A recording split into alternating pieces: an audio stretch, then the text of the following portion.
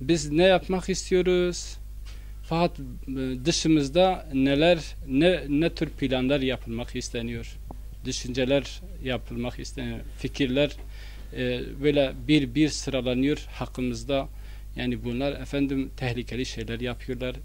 Tehlikeli icraatları oluyor. Biz de anlayamadık doğrusu. O tehlike denen şey neydi? Yani Kur'an-ı Kerim'i öğretmek miydi? Resulullah Aleyhisselatü Vesselam'ın hayatını, yani çocuklarımıza, bu Müslüman olan halkımıza Resulullah Aleyhisselatü Vesselam'ın siretini, hayatını öğretmek miydi? O İslam'ın şartlarını, imanın şartlarını çocuklara öğretmek miydi acaba o tehlikeli görünen şeyler?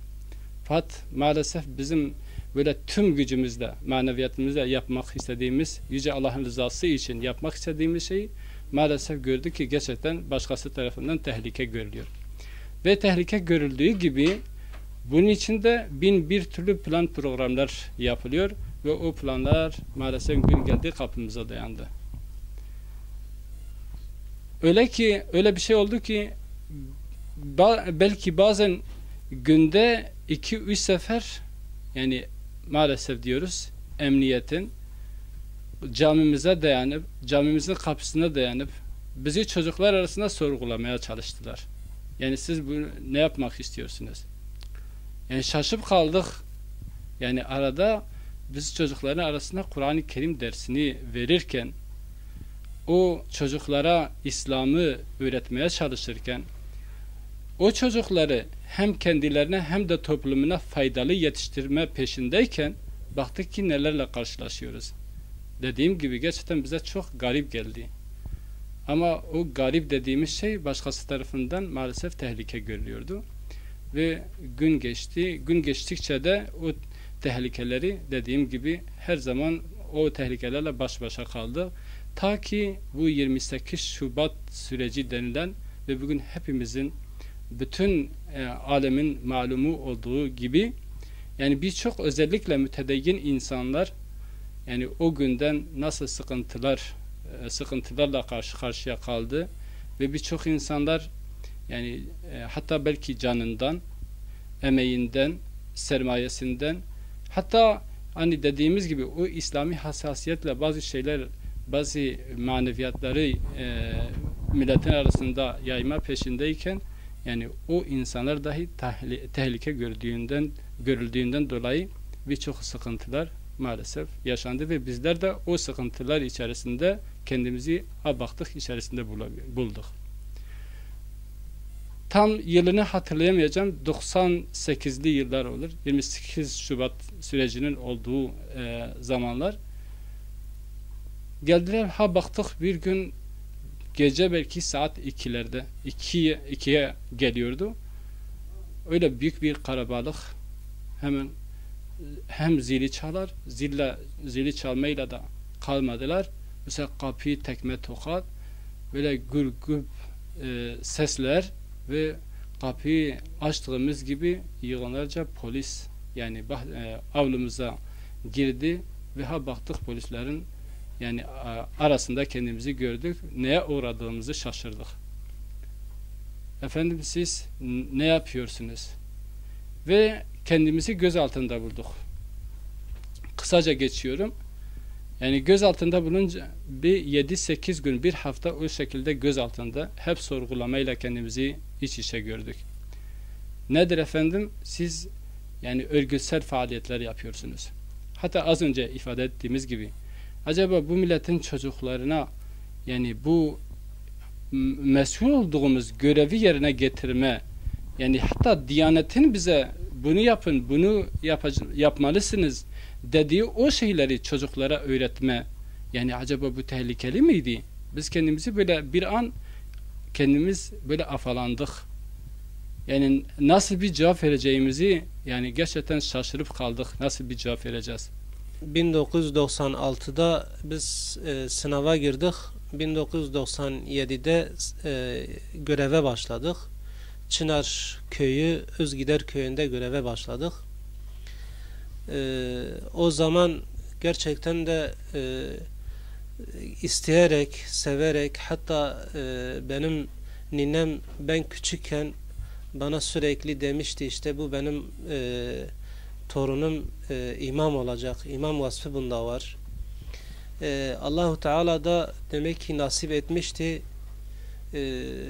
Biz de istiyorduk. Bizim böyle tabiatımızda, ahlakımızda Allahu Teala'nın işte bize farz ettiği, bize peygamberin vasıtasıyla bize bu nimetleri işte verdiği için gerçekten de biz çok seviyorduk ve gönüllü olarak bu görevi yapmak istiyorduk. Allah da nasip etmişti, yapıyorduk. Allah şahittir. Gerçekten de 2000 yılına kadar işte bu görevi devam ettik. Yaklaşık 3,5 sene falan devam ettik. Ondan sonra işte bir gün bizim köyün muhtarı dedi karakoldan seni istiyorlar. Ben de dedim bir gideyim, ne acaba niçin beni istiyorlar? Karakola gittim. İşte dediler emniyet seni istiyor. Bu şekilde bizi gözaltına aldılar. Neyin ne olduğunu, niçin bizi çağırdığını dahi bilmiyorduk yani. O şekilde bizi gözaltına aldıktan sonra gözaltındaki sorgucu memur dedi artık bundan sonra sen görev yapmayacaksın. Ben bırakmam sen görev yapasın. Ondan sonra işte senin ismin Beykoz'da yakalanan Hizbullah dosyasında çıkmış. Sen daha bundan sonra görev yapamazsın. Bu şekilde bizi suçlayarak bize bu şekilde açıklama yaparak ve gerçekten de bazı sözleri birbirine yapıştırarak, uydurarak bizi sorgusuz ve sebepsiz şekilde bizi görevden aldılar. Yani gerçekten de mağdur edildik. Bu 28 Şubat mağduru olarak işte televizyonlarda, medyada çıkan işte bu gerçekten de 28 Şubat'ın o dönemindeki bazı güçlerin işte inançlı insanları, görevi hakkıyla yapan insanları damgalayıp bu şekilde görevden uzaklaştırmak istiyorlardı. Biz de gerçekten de o mağdur olan insanlardan biriyiz ve biz görevimizi severek, isteyerek, Allah rızası için yapmak istiyorduk. Sadece maaş niyetiyle değil. Allah da şahittir.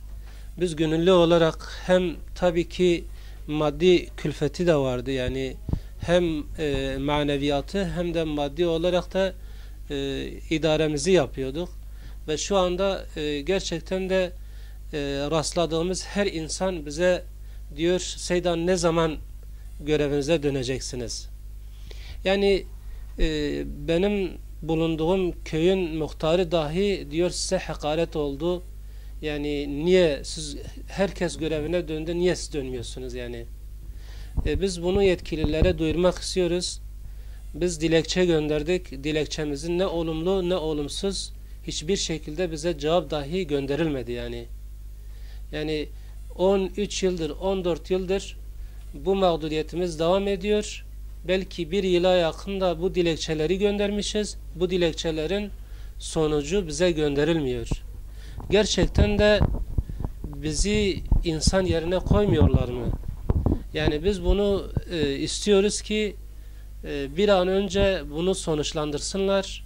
Hakkımız neyse eğer gerçekten de biz hak etmişsek, görevden atılmayı hak etmişsek zaten hakkımızı bulmuşuz.